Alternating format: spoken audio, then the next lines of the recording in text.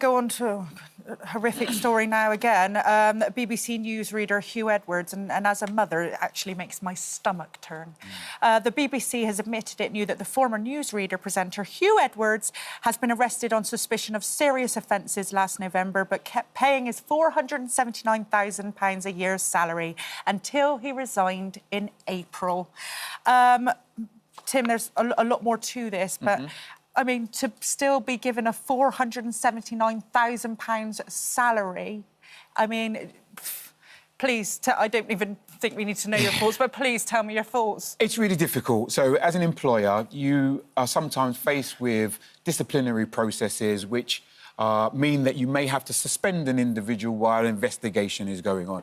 And the headline figures around paying someone can be very inflammatory because nobody wants to see somebody who has now admitted guilt receiving money, taxpayers' money, on their salary. Okay. But the reality is... And saying admitted guilt, it comes as a former BBC newsreader star has pleaded guilty to making indecent images of children, which includes 2 sexual videos of a boy under 9. Yeah, and for me as a parent, I totally get that. The reality is that the legal process is also really clear.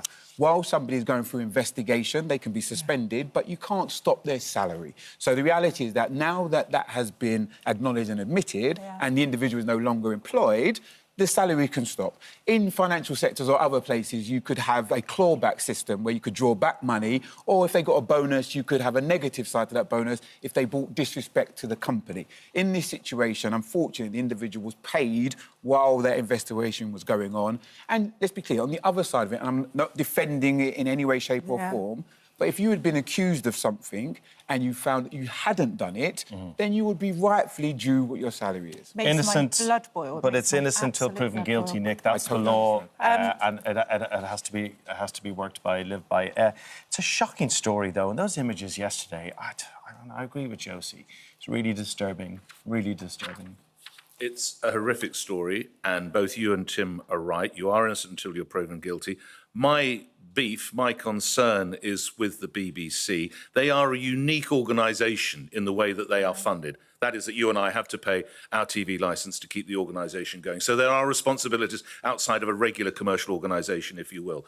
I do think we have every right to know who spoke with Mr. Edwards about those offences? What was the content of the meeting? Were they made aware of the gravity of the charges that were to be brought? And indeed, as you rightly said, Josie, he pleaded guilty to, none of which they knew. How come they didn't even know that his name was going to be on the court list? That only came out at the beginning of the week because, as you're probably aware, the press get a copy of court lists up and down the country so that they can decide to attend trials with journalists or not. So an organisation of the size and the importance of the BBC, with the tiers of managers that they have, what conversations took place? And lastly on this, why was it agreed that he would receive a pay rise while he was being suspended? That, again, is a troubling... But you're right, you can't pay people just because they're charged. If I'm charged with something now, LBC can't stop paying me until I'm proven guilty. But there are questions unique to the BBC. There should be a clause in there when someone is proven guilty of something like this. You should, Tim, absolutely right, be able to claw back that money. Correct. And you would hope that individuals in those circumstances may want to give it back the money and donate it to charitable causes. And that has also happened. I think the interesting thing here is that there's 2 separate cases. There was the initial situation, which was brought to light by the Sun newspaper and which he was suspended for, and then there was supplementary information on the processing and receiving of WhatsApp messages. And the 2 have come together, and this individual now is no longer part of the BBC and therefore is not being paid. Well, there is a lot of questions, you know, that the BBC are going to have to answer about this because, they paid him more than £200,000 following his arrest. So we have got a right of reply from the BBC. In November 2023, when Mr. Edwards was suspended, the BBC, as his employer at the time, was made aware in confidence that he'd been arrested. At the time, no charges had been brought against Mr. Edwards, and the BBC had also been made aware of significant risk to his health. If at any point during the period Mr. Edwards was employed by the BBC, he had been charged, the BBC had determined it would act immediately to dismiss him. In the end, at the point of the charge, he was no longer an employee of the BBC.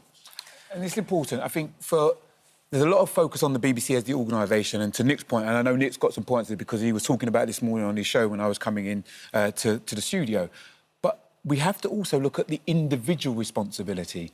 At no point did the individual say, do you know what, hands up, Governor, I'm going to resign. He allowed the process to carry on. And in that situation, the BBC are kind of tied because they have to follow a process. I know, Nick, you were talking about as well this morning.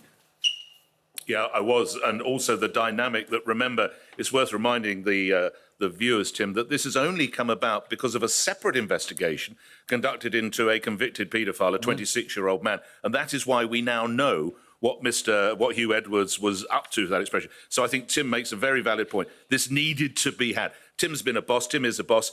You've got to have fairly candid meetings with your staff when there are situations like that, where I think, Tim, you just say, look, what is there? Tell me now, because whatever it is that we can deal with, what I don't want to find out is 6 months down the track, something else comes about we know nothing about. Exactly. OK. Well, he pleaded guilty, so the next thing, I guess, is sentencing. Sentencing in September. Okay. Thank you for visiting our This Morning YouTube channel. Now, we upload new content every day, so go ahead and hit that subscribe button so you don't miss out. And we'll see you in the morning.